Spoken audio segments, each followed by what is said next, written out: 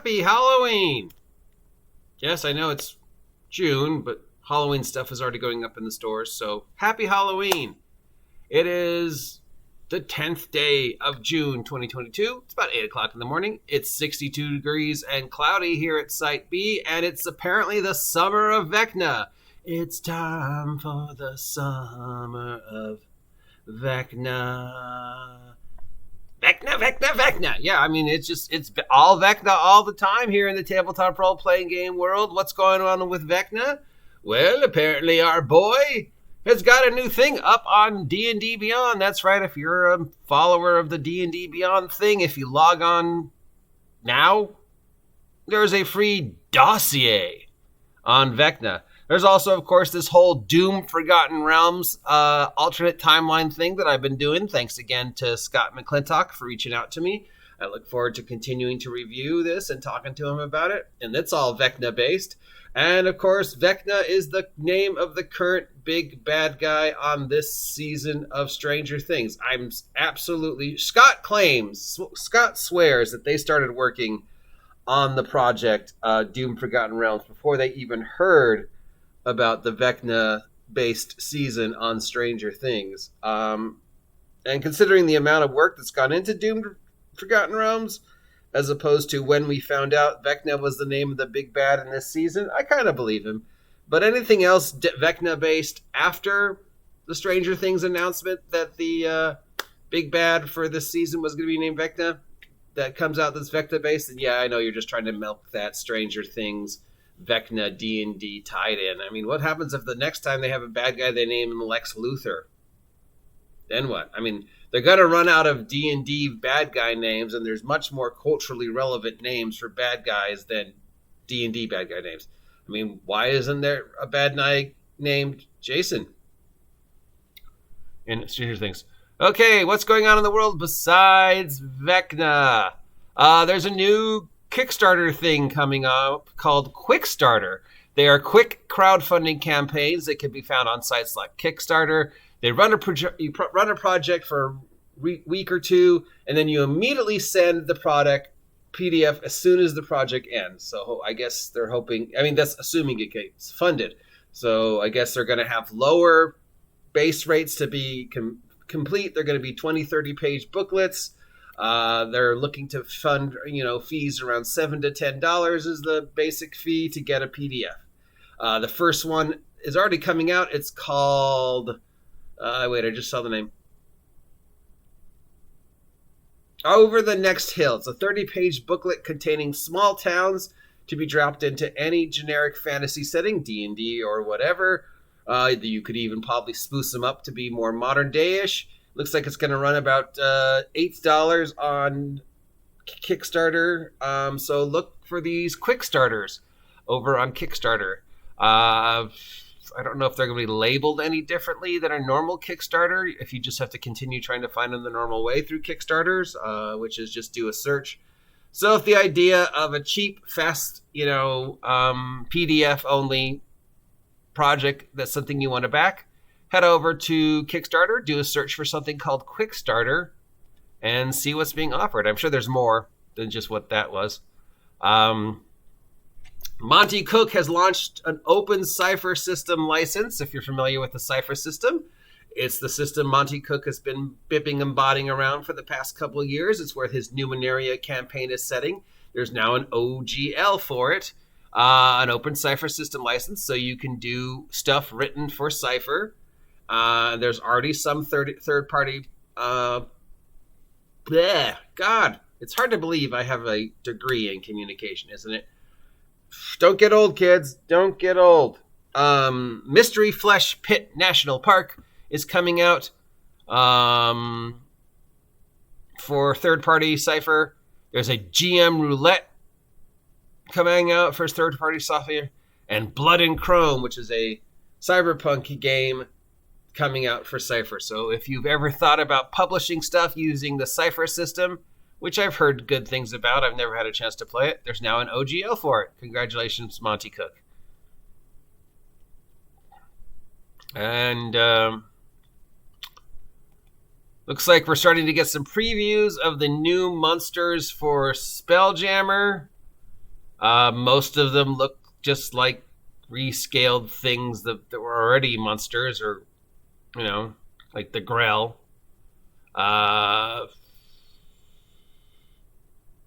So, yeah, I'm not seeing anything really interesting. There's a lot of giant space insects, mind flayers, of course, monkey people, bird people, just, different takes on typical alien races. Most, it's like there's a thing that looks like called Gossamer, but it's a Grell. I mean, so a lot of these monsters are going to be monsters that already exist that have just been reskinned and renamed for outer space. Then, of course, there's a couple of the weird Saturday morning cartoon ones like Goon Balloon. And I love how people are complaining about this Spelljammer is going to be silly. This Spelljammer is going to be a Saturday morning cartoon. This isn't like the Spelljammer I played in the 90s or 80s or whenever the first Spelljammer comes out. Anybody who says that obviously didn't play Spelljammer, because Spelljammer was a Saturday morning cartoon. It literally had spaceships that look like snails, giant space birds, and giant space-based hamsters. And that was in the original Spelljammer. Okay, so yeah, it's always been a Saturday morning cartoon.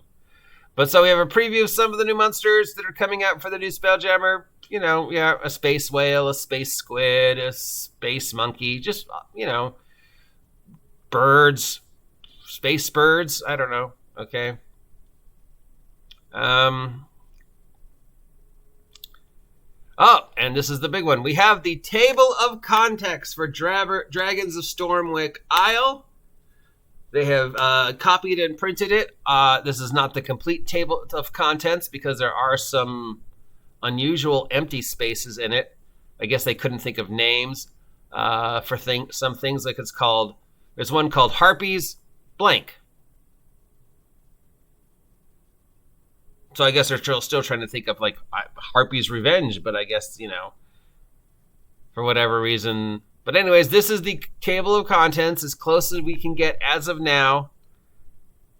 We're looking at the table of contents, quick character generations, how to run the example adventure, blah, blah, blah, blah, blah. We go down to the appendix.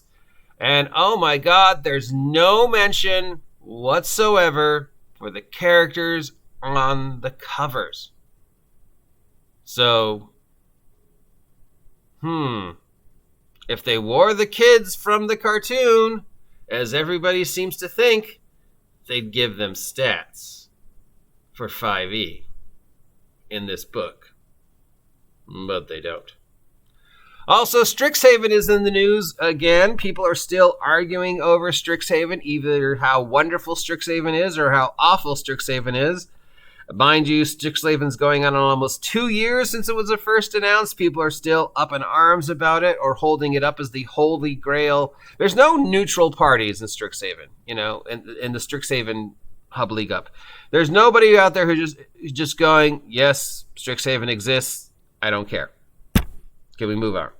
The two sides are either I passionately hate Strixhaven, and I'm going to keep talking about how much I passionately hate Strixhaven going on 2 years, even though most of the reasons why I hate Strixhaven are completely incorrect and have nothing to do with Strixhaven. And then we have the other side who's like, oh my God, this is the single greatest thing Wizards of the Coast has ever done in 48 years. It is the holy grail of gaming. I fucking worship Strixhaven and everything written in it. Everything here is an original idea. Harry Potter? Nope. What's that? I've never saw that. There's no such thing called Harry Potter. The X-Men? Nope. No. Okay. No. Strixhaven is the first to ever do a school for gifted youngsters. Wizards of the Coast came up with a totally original idea. Okay, those are the two camps, and they're still talking about it.